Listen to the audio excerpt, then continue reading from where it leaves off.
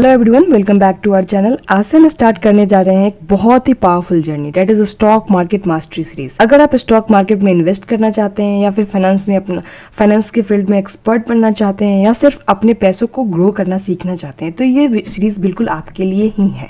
तो चलिए शुरू करते हैं आज के पहले एपिसोड से, that is what is stock market. बिल्कुल बेसिक से समझेंगे और बिल्कुल रियल लाइफ एग्जाम्पल्स के साथ समझेंगे। जैसा कि आप स्क्रीन पे देख रहे होंगे, module 1 that is introduction to stock market. तो सबसे पहले हम समझेंगे कि क्या होता है स्टॉक मार्केट। दोस्तों, स्टॉक मार्केट की ऐसी जगह है जहाँ पे कंपनीज के शेयर्स खरीदे और बेचे जाते हैं। सिंपल वर्ड्स में समझे तो स्टॉक मार्केट एक बाजार है, लेकिन यहाँ सब्जी या कपड़े नहीं बल्कि कंपनीज के टुकड़े यानी उसके शेयर्स बिकते हैं। जैसे रिलायंस कंपनी का एक छोटा सा हिस्सा खरीदना है तो आप जाते हो स्टॉक मार्केट में, वहाँ उसका एक शेयर खरीद लेते हो। ठीक है, अब रियल लाइफ एग्जाम्पल से समझते हैं। सोचिए आपके पापा के एक फ्रेंड ने एक बिजनेस शुरू किया, लेकिन पैसा कम पड़ गया उनको, तो उन्होंने बोला तुम 10,000 इन्वेस्ट करो, मैं तुम्हें 10% का हिस्सा दूंगा। वही काम बड़ी कंपनीज भी करती है, लेकिन वो डायरेक्ट आपसे बात नहीं करेगी, वो स्टॉक मार्केट के थ्रू पैसे रेज करती है। तो अब हमारा कंसर्न ये है कि कंपनी शेयर क्यों इशू करती है और पैसे क्यों रेज करती है। तो कंपनी शेयर क्यों देती है पब्लिक को, हमारा पहला कंसर्न ये है। सिंपल सी बात है, उन्हें पैसे चाहिए होते हैं। पर पैसे क्यों चाहिए होते हैं? क्योंकि उनको बिजनेस एक्सपेंड करने होते हैं, उनका नया प्रोडक्ट उनको लॉन्च करना होता है या पुराना लोन चुकाना होता है। तो कंपनी सोचती है कि फिर नए बिजनेस को एक्सपेंड करने के लिए नया लोन लेने से बेटर है कि हम पब्लिक से पैसे रेज करें और उसके बदले उनको शेयर्स दें। और बदले में इन्वेस्टर्स को क्या मिलता है, पब्लिक को क्या मिलता है? तो पब्लिक को मिलता है ओनरशिप, मतलब उस कंपनी में उनके जितने शेयर्स हैं के बिहाफ पे उनको परसेंटेज पे ओनरशिप मिलती है। और दूसरा मिलता है उनको प्रॉफिट का हिस्सा, मतलब अगर कंपनी प्रॉफिट कमाती है तो उस प्रॉफिट को डिस्ट्रीब्यूट करती है शेयर होल्डर्स के बीच, उसको हम डिविडेंड बोलते हैं। तीसरा और है कि अगर कंपनी प्रॉफिटेबल है तो कंपनी में ज़्यादा लोग इन्वेस्ट करेंगे तो कंपनी के शेयर प्राइस और ऊपर जाएंगे। तो कंपनी के शेयर प्राइस ऊपर जाएंगे तो आप ऊपर जाने पे उसको सेल करके अपने कैपिटल को अप्रिशिएट करके वहाँ से पैसे बना सकते। एग्जाम्पल समझते हैं। जोमेटो जब नए एक्सपेंड हो रहा था तो उन्होंने आईपीओ लॉन्च करा था। ठीक है, आईपीओ जब निकाला था तो पब्लिक ने शेयर्स खरीदे थे और उन्हें कंपनी ने पैसे रेज करे थे।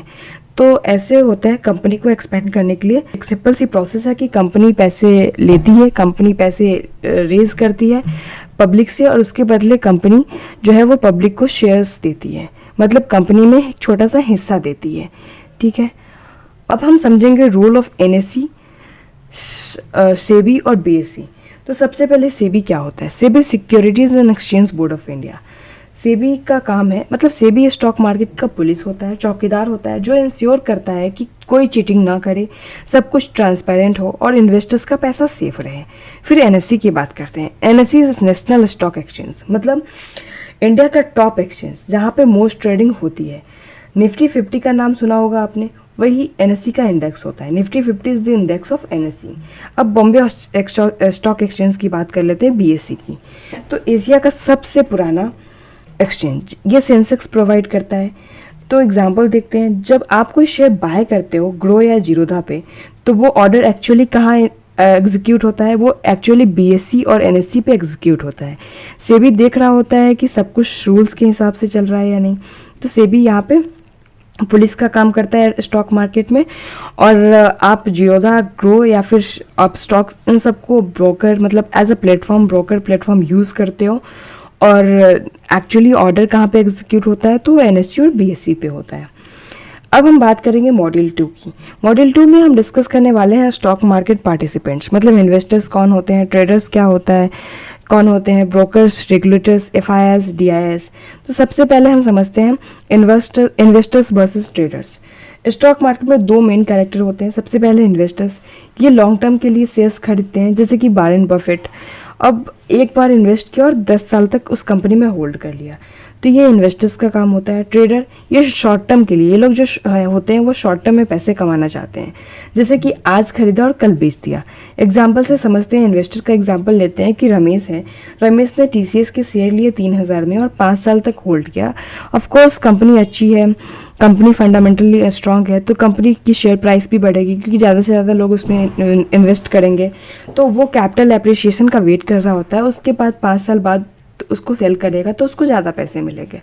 बट ट्रेडर का काम होता है कि आज लिया और कल बेच दिया। मतलब सुरेश ने 3000 में शेयर लिए और 3050 में अगले दिन बेच दिया, तो वो शॉर्ट टर्म के लिए ट्रेड करता है। वो शॉर्ट टर्म मनी मेकिंग करना चाहता है, मतलब बार बार एग्जीक्यूट करना चाहता है अपनी ट्रेड को और वहाँ से पैसे बनाना चाहता है।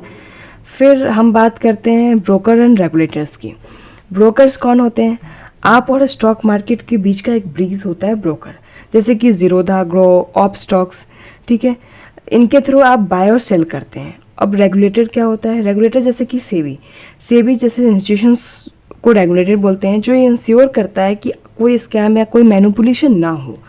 एग्जाम्पल से समझते हैं, जब हर्षद मेहता स्कैम हुआ था तब सेबी का रोल और भी ज़्यादा स्ट्रांग हो गया था, क्योंकि कहीं ना कहीं ट्रांसपेरेंसी मेंटेन करना ज़रूरी होती है और किसी के साथ भी कुछ भी गलत ना हो, कोई इनसाइडर ट्रेडिंग ना हो, कुछ भी ऐसा ना हो जिसमें इन्वेस्टर्स का पैसा इधर से उधर जाए। तो ये सेबी का काम होता है कि इन सब चीज़ों को सिक्योर करना। अब FIIs और DIS की बात कर लेते हैं। FIIs क्या होता है? Foreign institutional investors. अब ये बाहर की बड़ी बड़ी कंपनीज होती है, जैसे US की म्यूचुअल फंड्स या पेंशन फंड, जो इंडियन स्टॉक मार्केट में पैसा लगाती है। और DIS कौन होते हैं? DIS मतलब डोमेस्टिक इंस्टीट्यूशनल इन्वेस्टर्स, जो अपना पैसा ये इंडिया के म्यूचुअल फंड्स, LIC जैसे इंस्टीट्यूशंस होते हैं जो अपना पैसा स्टॉक मार्केट में लगाते हैं, ठीक है। तो अगर FIIs इंडिया में ज़्यादा पैसा इन्वेस्ट करती है तो मार्केट ऊपर जाता है, अगर वो पैसा निकाल लेते हैं तो मार्केट नीचे गिर जाता है। That's all about today's video, जिसमें हमने समझा कि इंट्रोडक्शन टू स्टॉक मार्केट, और उसके बाद हमने स्टॉक मार्केट पार्टिसिपेंट्स के बारे में समझे। तो दोस्तों ये था हमारा आज का वीडियो, जिसमें हमने स्टॉक मार्केट बेसिक का एक पावरफुल इंट्रोडक्शन समझा। उसके बाद हमने उसमें पार्टिसिपेंट्स के बारे में भी समझे।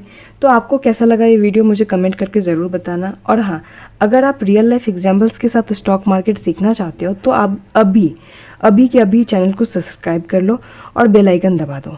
मिलते हैं अगले वीडियो में।